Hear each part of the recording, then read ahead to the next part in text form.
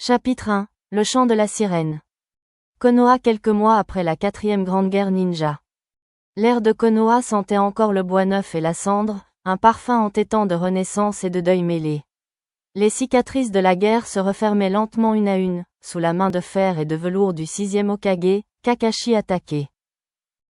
Les rues grouillaient d'une activité fébrile, un semblant de vie normale qui s'efforçait de masquer la douleur persistante.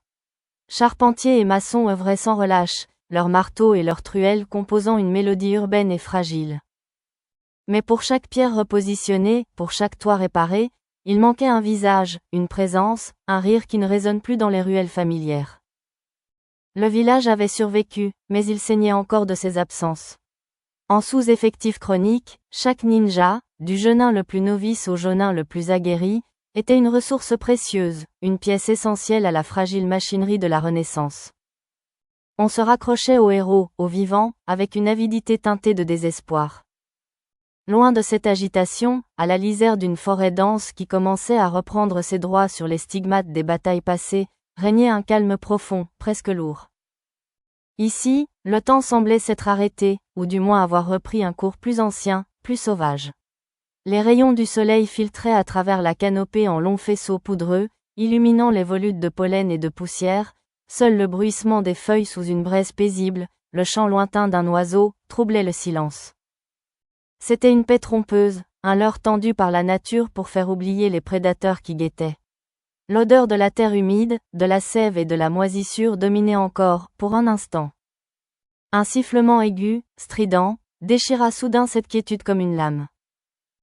L'air lui-même sembla se convulser, vibrant d'une énergie soudaine et violente qui fit trembler les feuilles.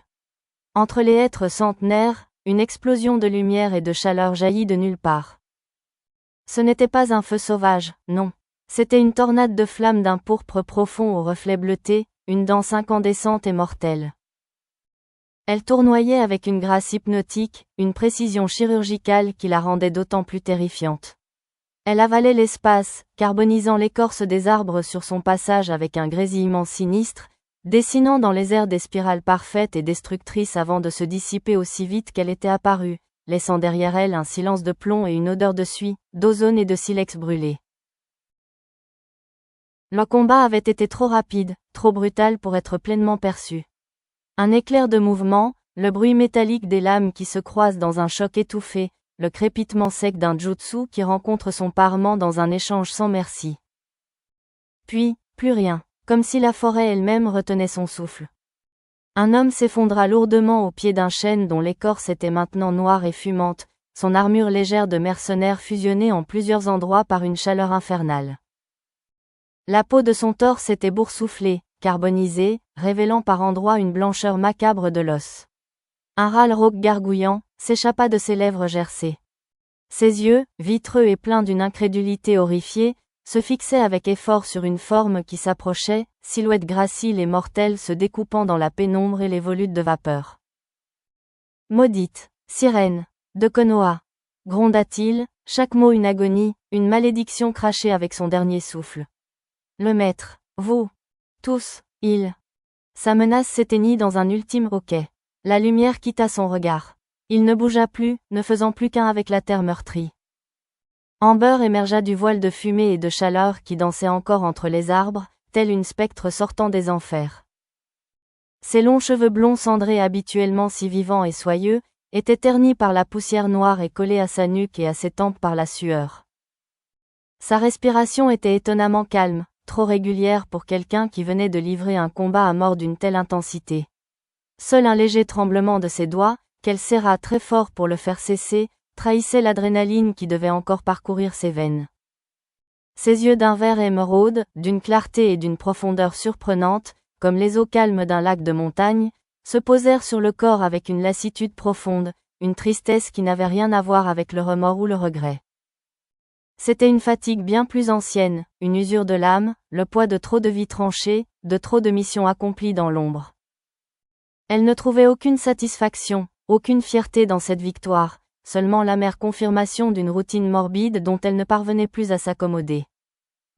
Elle s'accroupit avec une fluidité habituelle, éludant avec une pratique triste le contact du mort. Ses doigts, aussi agiles et précis que ceux d'un chirurgien, détachèrent sans effort un rouleau de parchemin épais, scellé d'un symbole complexe à la cire noire, que l'homme serrait encore contre sa poitrine dans un réflexe posthume. Elle le glissa d'un geste machinal dans une poche latérale de sa veste, sans même y jeter un regard.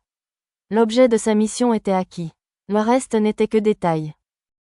Puis, lentement, son visage se tourna vers la canopée, cherchant au-delà des branches calcinées et de la voûte feuillue. Son regard, soudain lointain, sembla percer l'épaisseur du bois, cherchant un horizon que l'on ne pouvait voir.